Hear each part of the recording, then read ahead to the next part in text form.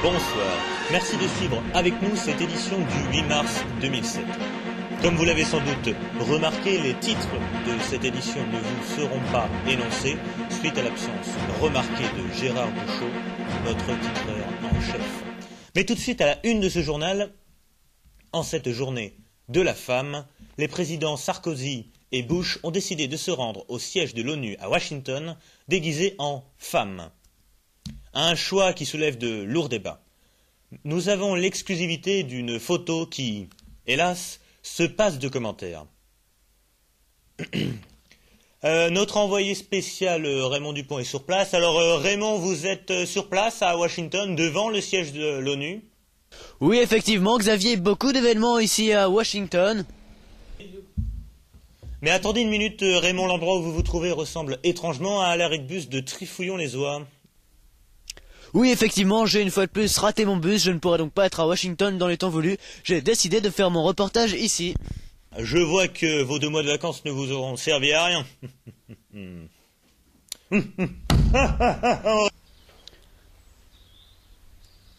Oui, effectivement, mais d'ici, suite au témoignage d'un des pompiers déployés, je peux vous affirmer que c'est bien une explosion de vapeur qui aurait fait dérailler le métro de New York. Le bilan serait de 98 morts selon la police et 142,3 selon les organisateurs. Non, Raymond, vous n'êtes pas payé pour nous parler de ça. Vous étiez censé nous parler de cet événement au siège de l'ONU. Oui, effectivement, mais je n'ai pas reçu le planning de l'édition d'aujourd'hui, je n'ai donc pas pu récolter d'informations. Tout ce que je peux vous dire, c'est que messieurs Sarkozy et Bush seraient venus déguisés en femmes à la réunion de l'ONU. Eh bien, merci pour ces informations, Raymond. Et au sujet de cet événement, le président français Nicolas Sarkozy a déclaré, je cite, « Je pense que les Français ont compris le message ». Fin de citation. En parlant de navets, on passe tout de suite aux informations fallacieuses. 120 kilos de cocaïne pure ont été retrouvés sur le canal de la Rance, près d'Égletons, dans le département de la Corrèze. La totalité de la drogue a été transportée au commissariat le plus proche, celui de Neuvic. Reportage de Martin Langlois et Akira Kuyoku. C'est une pêche bien miraculeuse qui attendait les policiers de Neuvic sur ce lieu d'accostage du canal de la Rance. En effet, c'est 120 kg de cocaïne cachée dans des boîtes de crave qui se trouvaient ici dans une cale d'une péniche. En manque d'informations, notre équipe s'est donc dirigée vers le commissariat de Neuvic à la recherche de témoignages. Ouais, effectivement, j'ai jamais vu autant de cocaïne dans mon commissariat, c'est la première fois là. J'ai dit à mes gars là d'aller la vérifier, boîte par boîte. Si c'était vraiment de la bonne qualité, parce que bon, on sait jamais. Et là, il y a Jean-Claude, là, l'autre, mon supérieur, qui m'a dit que c'était vraiment de la bonne. Oui, bien sûr. Auriez-vous des photos, s'il vous plaît? Des photos, je dois en avoir une de Jean-Claude et moi, attendez...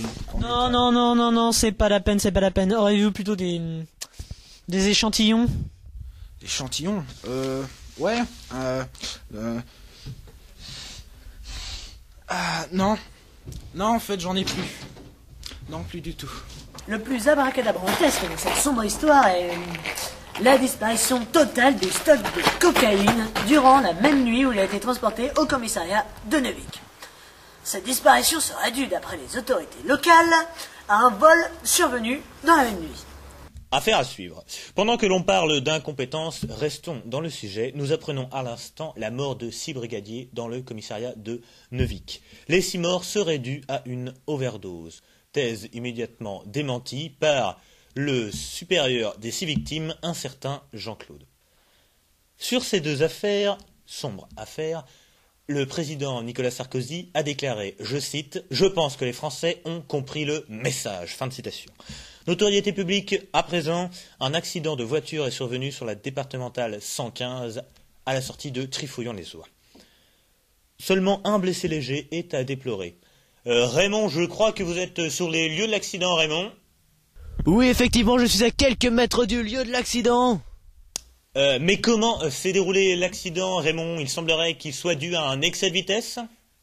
Oui, effectivement, je roulais à plus de 110 km/h, je téléphonais en même temps à mon banquier pour lui demander... Attendez Raymond, je crois que vous avez fourché, car vous avez dit « je roulais ». Oui, effectivement, car c'est bien moi qui ai provoqué cet accident. Je roulais à une vitesse bien au-dessus de celle autorisée, je n'ai donc pas vu le deuxième véhicule que j'ai percuté de plein fouet.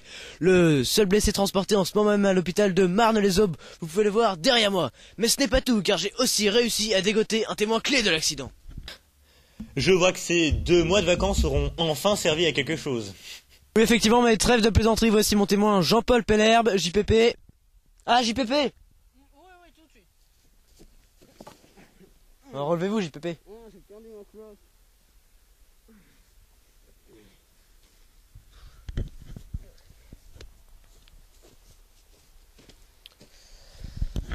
Alors, JPP, pourriez-vous nous dire ce que vous avez vu exactement?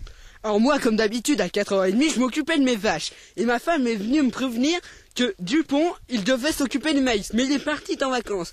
Alors j'étais obligé de s'occuper... Merci, on s'en fout, JPP. Pourriez-vous nous parler de l'accident? Et ben alors en fait, ce que j'ai vu, c'est que Dupont, en fait, il est revenu. Eh bien je crois que ça a coupé. Même si tu ne nous entends pas, nous te disons merci Raymond pour toutes ces informations et ce travail fourni. Pour finir sur ce sujet, Nicolas Sarkozy a déclaré « Je pense que les Français ont compris le message ». Mais maintenant, parlons climat. Effectivement, depuis quelque temps, il semblerait que la météo soit entièrement déréglée. Pour exemple, nous pouvons citer les fortes chutes de neige dans les plus hauts sommets de l'Himalaya ou la sécheresse qui fait toujours rage au cœur du Sahara. Avec nous pour parler de ce sujet, le professeur Ernest Léopold de l'Institut météorologique de Lourdes. Interview réalisée par Martin Langlois.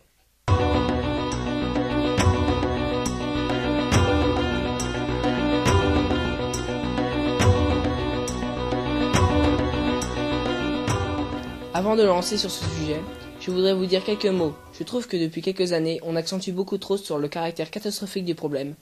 Oui, le niveau de la mer va monter énormément. Oui, la température moyenne va augmenter chaque année. Mais parallèlement, les zones de pêche vont s'élargir considérablement. Et la température de l'eau va monter, ce qui est un bon point pour le tourisme balnéaire. Alors je vous le dis les yeux dans les yeux. Le réchauffement planétaire est uniquement commercial. Arrêtez de nous prendre pour des jambons, merde à la fin. Et les gars, vous connaissez la différence entre un zèbre et un barman? Eh ben le zèbre, il a des barres autour de son trou du cul. Et puis le barman, il a des trous du cul autour de son bar. Allez là, Xavier, là, on prend en 5 secondes. 1-0.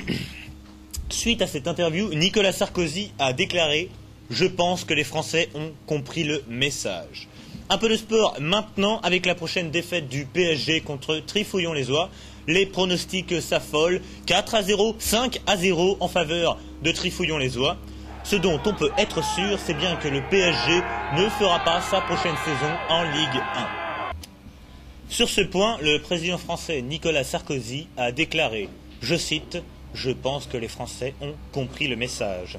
Passons maintenant à la blague du jour, encore beaucoup d'humour aujourd'hui, avec une histoire drôle qui nous vient de Mon cul dans le lot.